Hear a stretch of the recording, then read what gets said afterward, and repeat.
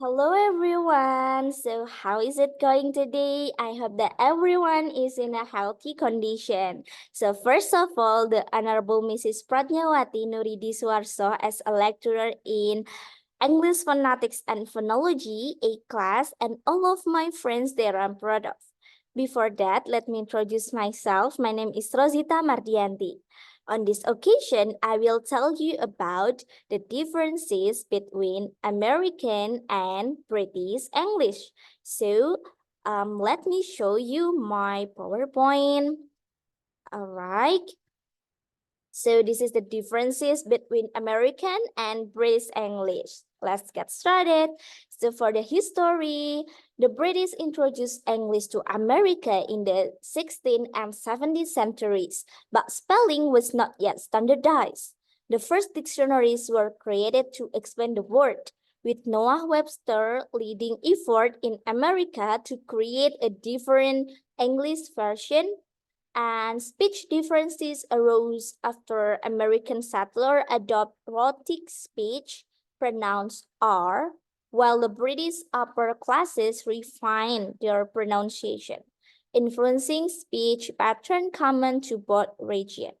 So the next one is, here are some 10 differences between American and British English.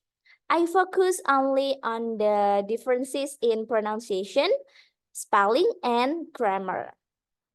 Next, pronunciation differences. British English and American sound noticeable different. The most obvious difference is the way the letter R is pronounced.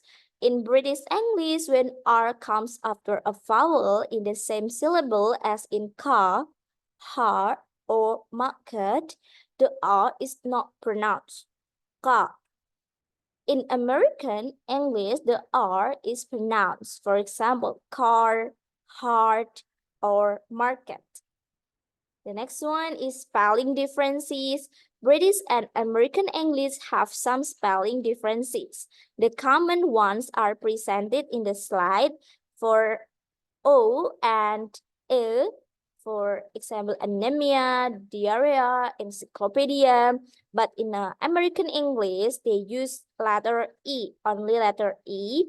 And for anemia and etc. The next one is letter T on burnt, trimmed, and lapped. But in American English, they use ed, burnt, trimmed, lapped. In this table, spelling is different, but in the pronunciation is the same. All right, and the next one is ans, defense, offense, and license.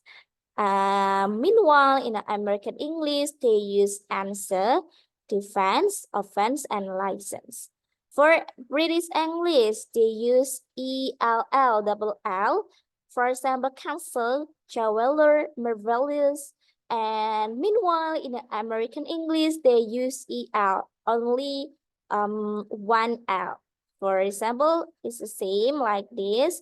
And for is, appetizer, familiarize, and organize. And for the American English, they use Z, letter Z, I-Z-E, appetizer, familiarize, organize. All right, so for the next one is grammar differences.